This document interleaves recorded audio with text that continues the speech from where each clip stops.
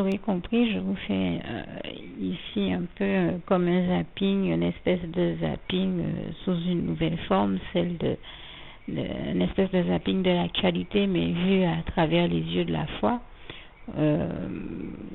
Et c'est vrai que je dois reconnaître que cette semaine, il y a eu vraiment de quoi vous fournir, il y aurait eu de quoi vous fournir un zapping vraiment riche. Parce que dans beaucoup d'émissions, on a vu des cas vraiment notoires et qui viennent nous apporter des illustrations des plus originales quand on regarde les choses avec les yeux de la foi, justement. Mais je pense, pour terminer avec le cas dont je parlais tout à l'heure, que vous me comprendrez bien. Je le dis encore pour le préciser ici. J'ai parlé du cas de cet auteur et de son ouvrage qui s'appelle, je crois, Se faire l'amour, donc qui vient faire l'apologie de la masturbation, comme ceux qui l'interviewaient l'ont dit. Et je pense que vous comprendrez ma réaction, puisque, comme je le disais, non seulement nous savons, si on prend le temps de regarder les choses sous l'angle de la foi en Jésus-Christ, que la masturbation n'est pas de Dieu, de Jésus et de son Saint-Esprit, et qu'en plus venir faire l'apologie de la masturbation, c'est déjà en soi c'est quelque chose qui n'a rien d'édifiant, hein, qui tire plutôt vers le bas et la décence. Donc je trouve que nous vivons dans un monde où il y a tellement de sujets à aborder et des sujets qui élèveraient plutôt le niveau du débat, que bien entendu c'est bien pourquoi je l'ai déjà dit et je le souligne encore ici, mon propos ne vise ni cet auteur ni son ouvrage, puisque je ne m'arrête même pas à faire à dire ce que j'en pense. Je trouve que ça ne vaut même pas la peine que je perde mon temps à ça, mais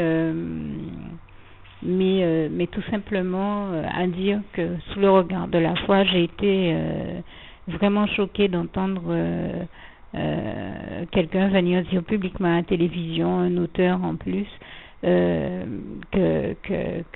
son créateur, Dieu qui est notre créateur à tous, tout comme il a créé la terre et tout ce qu'elle contient, hein, comme il est écrit dans le psaume 24 verset 1, que parler de Dieu en employant en mettant Dieu et en employant le terme derrière par pathologique, c'est deux mots qui ne vont pas du tout ensemble.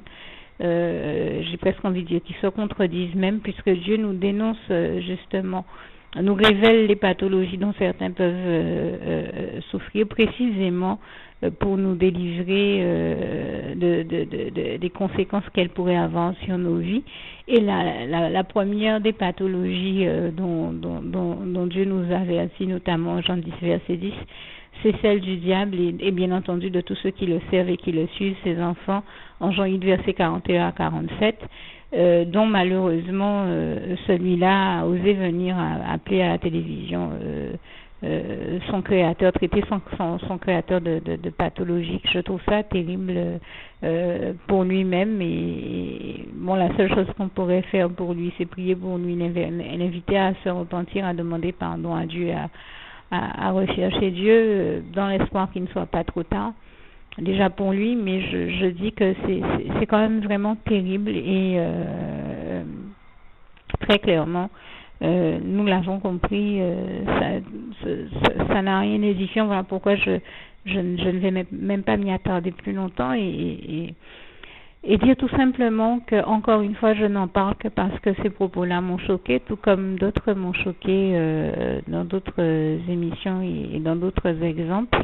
Et malheureusement, nous aurions préféré ne pas avoir à constater que l'impiété est aussi répandue autour de nous.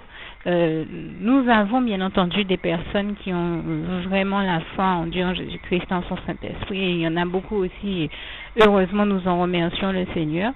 J'ai aussi vu de très belles choses cette semaine, hein, mais pour parler, je suis obligée de réagir sur ces cas-là comme je disais, en tant que chrétiens, nous sommes obligés de réagir sur ces cas-là, ces choses-là, et par rapport à ces propos-là, ne pas les laisser être tenus de manière à ce qu'ils ne se retrouvent pas à être nocifs et néfastes pour ceux qui précisément ont la foi ou cherchent à la voir ou à l'approfondir. Ce n'est fait que dans ce sens-là, non pas pour nuire à qui que ce soit ou à quoi que ce soit, mais bien pour que on ne laisse pas dire n'importe quoi et que ça n'ait pas d'effets néfastes et négatifs sur le plus grand nombre, puisque tout comme Dieu, nous sommes dans la dynamique d'agir dans le plus grand bien du plus grand nombre. Et dans l'élévation et l'édification du niveau, non seulement des débats, mais de la qualité de la vie aussi, dans nos sociétés contemporaines, et c'est en ce sens-là que j'intervenais sur cette question-là. Un petit peu après cette émission, toujours dans le même ordre d'idées, et puis ça vous permet aussi, hein, ça vient aussi démontrer que quand je témoigne depuis très longtemps, que nous entendons très souvent, quand nous avons quelqu'un en face de nous, la personne elle-même parler, mais d'autres fois on entend Dieu lui-même parler, et d'autres fois le diable parler également, tout comme ça a été le cas dans la bouche de cet auteur malheureusement, et nous aurions préféré voir la bouche du diable être fermée un peu et l'entendre, enfin et pouvoir profiter à la limite du silence plutôt que d'avoir à se sentir ces inepties, les inepties qu'il rencontre à travers 2 ou 3 impies. Nous avons eu aussi malheureusement dans une autre émission sur le canal, peut-être juste après en zappant, là aussi eu à entendre le diable raconter d'autres inepties, et là encore on voit quelle bouche il choisit pour les raconter. Il a fallu qu'il utilise des propos là encore vraiment choquants dans une autre émission qui était cette fois-ci consacrée à Tina Arena, dont nous avons beaucoup aimé la chanson qui disait aimer jusqu'à l'impossible, tout simplement parce que Dieu est amour, comme il est écrit en 1 Jean 4 verset 8 à 21, que nous croyons, nous chrétiens, profondément en l'amour, puisque Dieu est amour et que nous croyons en Dieu, et donc en soi, nous avons aimé cette chanson parce qu'elle parlait de l'importance d'aimer et d'aimer fort, et j'ai envie de dire de se battre pour l'amour, mais quand il s'agit d'un amour de Dieu et de Dieu seul, bien entendu, un amour voulu par Dieu et approuvé par Dieu, dans un contexte de Dieu et dans le respect du cadre et des limites définies par Dieu. Bien entendu, hein, je tiens ici à avoir un propos clair et sans compromis. Et donc, dans cette même émission, à un moment, quelqu'un s'est mis à tenir des propos, là encore, pas très édifiants et qui frôlaient l'indécence. Et dans ces cas-là, on entend le Seigneur intervenir, et par la voix de son Saint-Esprit, je lui rends grâce et gloire. Et quelqu'un a dit, mais il y a ici des jeunes filles, êtes-vous sûr que nous devrions tenir de tels propos devant des jeunes filles, ou en tout cas, vous le comprenez, devant de jeunes personnes? Il y a des propos qu'on peut, quand on est dans une dynamique de bienséance et de respecter le bon sens et une morale convenable, qu'il convient de ne pas tenir devant des jeunes si nous voulons leur donner le bon exemple. Donc il était normal que Dieu lui-même, à travers cette personne, invite à revenir dans quelque chose de plus correct, et je lui rends grâce et gloire pour cela. Et tout de suite, le diable de répondre à travers une autre personne, oui, nous pouvons tenir ces propos-là devant une jeune fille. Oui, parce que là encore, le diable cherche encore une fois à rabaisser le niveau, à salir tout ce qu'il dit, tout ce qu'il touche, tout ce qu'il fait, tout ce dont il parle, et à entraîner dans la déchéance tout ce qu'il approche, et tout comme il le faisait pour la jeune fille qui était non loin. Nous prions que le Seigneur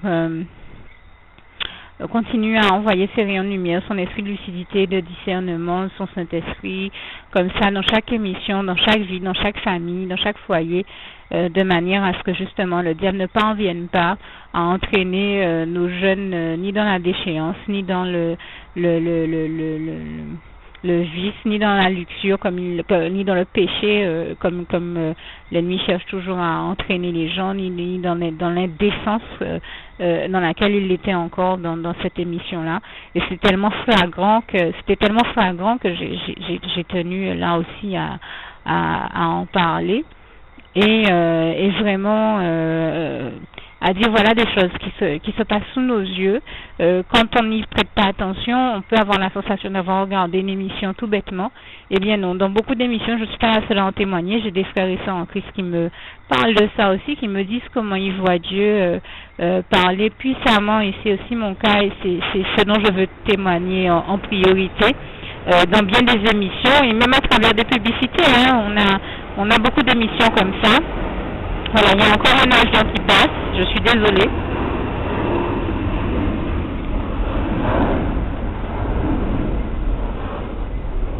Je suis vraiment désolée, je suis obligée de laisser l'avion passer pour qu'il y ait pour que vous puissiez m'entendre. Je sais que ça provoque une nuisance sonore, mais en tout cas, je peux vous assurer que nous avons l'habitude de voir Dieu parler puissamment ou nous transmettre des messages puissamment, comme j'ai l'habitude de le dire, à travers tous les médias, qu'il s'agisse de publicité, d'émissions ou autres. Et puis quels que soient les médias, hein, la télévision, la radio, Facebook, etc., etc. Et je tiens à rendre grâce et gloire à Dieu pour cela. Et c'est vrai que nous le voyons parler tellement puissamment à travers tous ces médias-là que c'est un vrai bonheur pour nous, tout comme il nous insupporte d'entendre le diable, et c'est pour cela aussi que j'en ai parlé, pour en donner l'exemple. Mais nous voyons aussi comment malheureusement le diable fait tout pour conduire les gens dans l'impiété, l'indécence, le péché, comme je le disais. Et ça, je l'ai vu dans une émission aussi qui a été diffusée un peu plus tôt en amont sur un autre canal qui parlait d'une cathédrale. Et alors, si vous voulez, c'est un documentaire sur la cathédrale, et où il était notamment proposé de faire la visite de la cathédrale, et où était décrit son fonctionnement. Et alors, si bien entendu on pouvait y voir une architecture qui est vraiment à la gloire de Dieu. Moi, je sais que tous ces édifices magnifiques, toutes ces cathédrales somptueuses n'ont pu être créées, bâties que par... elles sont trop belles et trop merveilleuses pour ne pas avoir été créées par Dieu. Maintenant, est-ce que ceux qui les... On se dit que ceux qui les entretiennent ou qui vivent, qui passent leur temps à faire ce qui est de Dieu dans ces édifices-là, on se dit, mais la vie que mènent certains d'entre eux, on comprend que dans leur cœur, pour certains d'entre eux, ils sont sincères avec Dieu et ils le font en pensant servir Dieu. Et ça, on se dit, il y a que ceux qui sont dans cette dynamique-là, sincères avec Dieu, avec qui on peut faire preuve de compréhension. Maintenant, est-ce que d'autres d'entre eux que l'on voit dans des comportements qui nous interpellent fortement servent et suivent Dieu? Là, je pense que il y a des évidences qui ont été notamment visibles dans ce documentaire.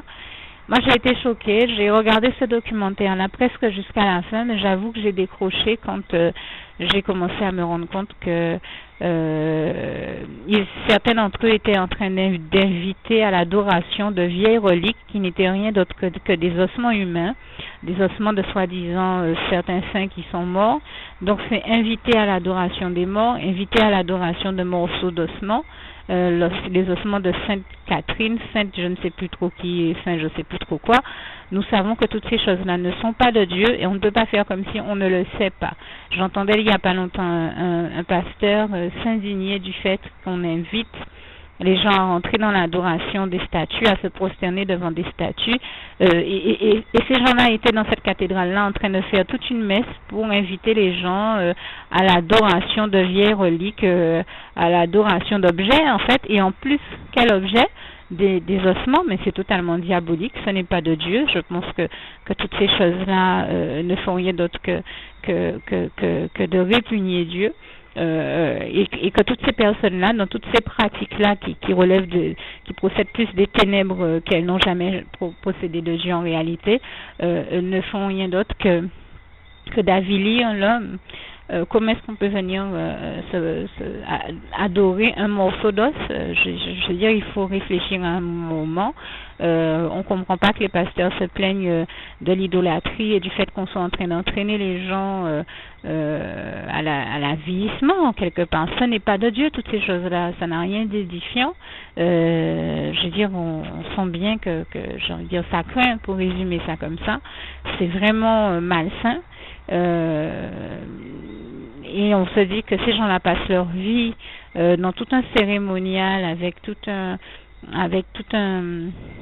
comment dire ça, à observer tout un protocole qui en réalité les éloigne du véritable Dieu. Et on sent que ces gens-là sont dans une démarche charnelle, malheureusement, qui a perdu tout ce qu'elle aurait d'essentiel et de spirituel, parce que s'il s'agit d'aimer Dieu, de le servir, eh bien, on sait très bien que toutes ces pratiques-là ne sont pas de Dieu, qu'il s'agit de son écart entier pour découvrir le véritable Dieu, l'Éternel, notre merveilleux Dieu d'amour, son amour, les bras d'amour de notre Jésus-Christ, découvrir le bonheur d'être en communication et en connexion avec Dieu, Jésus-Christ et son Saint-Esprit, et certainement pas d'aller adorer, il s'agit d'être de véritables adorateurs de Dieu lui-même, certainement pas de vieilles reliques, de vieux ossements. Aller adorer des os, vous vous rendez compte, des ossements, mais c'est dégueulasse, c'est abominable, il n'y a pas d'autre mot pour ça, et c'est une horreur. Je veux dire, celui qui passe son temps, vous imaginez, vous sortez de chez vous avec tout ce qu'on a à faire dans la vie d'aujourd'hui, et au lieu de remercier Dieu pour tout ce qu'il a fait pour vous, pour tout ce dont il vous a béni, parce qu'il est là, il veille sur votre vie, il vous aime, il vous protège, il fait des merveilles dans nos vies et dans celles de tous ceux qui nous entourent. Au lieu d'adorer Dieu, de le remercier, vous vous réveillez, vous sortez de chez vous, vous habillez, vous vous préparez pour faire quoi? Rien d'autre que d'aller adorer des ossements. C'est terrible, ça peut pas être de Dieu, ça n'a rien d'édifiant. Or, tout ce que Dieu fait est édifiant. Ça a quelque chose de funeste, ça a quelque chose d'abominable. J'espère que vous le comprenez, que vous l'intégrez. Et ces choses-là ne peuvent pas être de Dieu. Et les gens qui invitent d'autres à l'adoration de vieilles reliques de la sorte et d'objets déjà de toute manière, c'est inviter les gens à l'idolâtrie, à la pratique de l'idolâtrie. Et à ce moment-là, et nous savons que l'idolâtrie n'est pas de Dieu, est en horreur à Dieu, donc nous savons que toutes ces choses-là ne sont pas de Dieu. Comment est-ce qu'on peut prétendre servir Dieu quand on ne s'inquiète même pas de mentionner Dieu dans une cathédrale? Justement, toutes ces personnes-là, je les ai entendues parler de toute espèce de choses, de reliques, de ceci, de vieilles reliques, de ci, de ça, d'encens, de toute espèce de choses, mais toujours pas de Dieu, de Jésus-Christ et de son Saint-Esprit. C'est là où, justement, on se rend compte, si vous pouvez, si vous tombez sur ce documentaire, je pense que ça doit être accessible en replay, hein. C'était sur la cathédrale de Notre-Dame de Paris. Je dis que vraiment j'ai été estomaquée de ce que j'ai vu, parce que toutes ces personnes-là ont parlé de toutes ces questions-là, mais je n'ai pas entendu une seule mentionner le nom de Jésus-Christ. Et ce sont des personnes que vous entendez dire être en train de servir Dieu, Jésus-Christ et son Saint-Esprit. Ben, quand on sert Dieu, Jésus-Christ et son Saint-Esprit, on sait que Dieu a en horreur l'idolâtrie. Et on ne peut pas inviter des gens à venir vénérer, comme ils l'ont dit eux-mêmes, hein, ils ont parlé de vénérer, de vénération et d'adoration de vieilles reliques. Non, c'est pas de Dieu, et je le dénonce encore ici, toutes ces choses-là sont du diable, et c'était une véritable horreur. Demander à des gens qui souffrent déjà tout ce qu'ils souffrent dans leur vie, au lieu de se tourner vers le véritable Dieu, vers Dieu Jésus-Christ en Saint-Esprit, et de devenir de véritables adorateurs du véritable Dieu, les inviter à adorer des ossements, vous comprenez que ça peut pas être de Dieu, c'est horrifiant, et j'espère que tous ceux qui ont un minimum de lucidité et d'intelligence comprendront ici le bon sens de mon propos, encore une fois, qui ne vise personne, mais qui vise à dénoncer des pratiques qui ne sont pas de Dieu. Et si on regarde toutes ces choses-là sous le regard et sous l'angle de la foi en Dieu, en Jésus-Christ et en son Saint-Esprit, on se rend compte que tout ça ne peut pas être de Dieu. Et c'est pourquoi j'inviterai tous ceux qui ont envie de découvrir ce Dieu merveilleux-là, pour ceux qui s'étaient écartés, revenir à lui, et pour ceux qui ne connaissaient pas encore, lui ouvrir leur cœur et leur adresser la prière qui va suivre. Et je termine avec le souhait de mon cœur pour tous ceux qui aiment Dieu, tous ceux qui aiment Dieu et qui ont envie de lui revenir.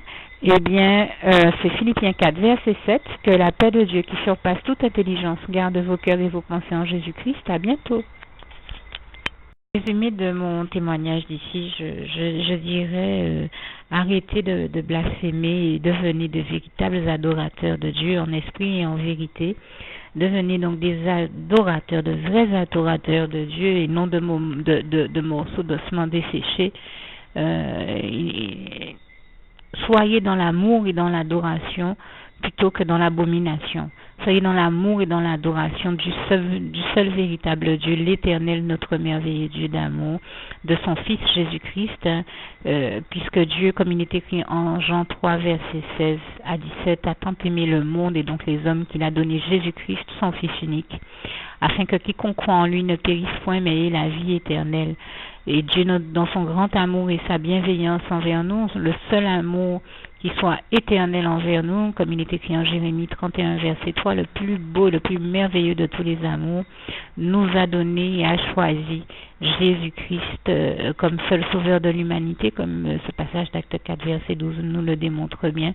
Il s'agit donc bien pour nous de nous tourner vers lui et de l'adorer, lui, le seul vrai Dieu, l'Éternel des armées, le seul vrai Dieu, vivant, tout-puissant et 3 fois saint, à qui toute la gloire en revient pour toutes les merveilles qu'il a créées, la terre et tout ce qu'elle contient, et il a tout tellement bien fait, tout tellement bien créé, qu'on ne peut que l'adorer, le magnifier, et comme je le disais, être émerveillé de la splendeur glorieuse de son règne, comme ce passage du psaume 145, verset 8 à 21, nous le décrit si bien. Que Dieu vous garde et vous bénisse tous. À bientôt.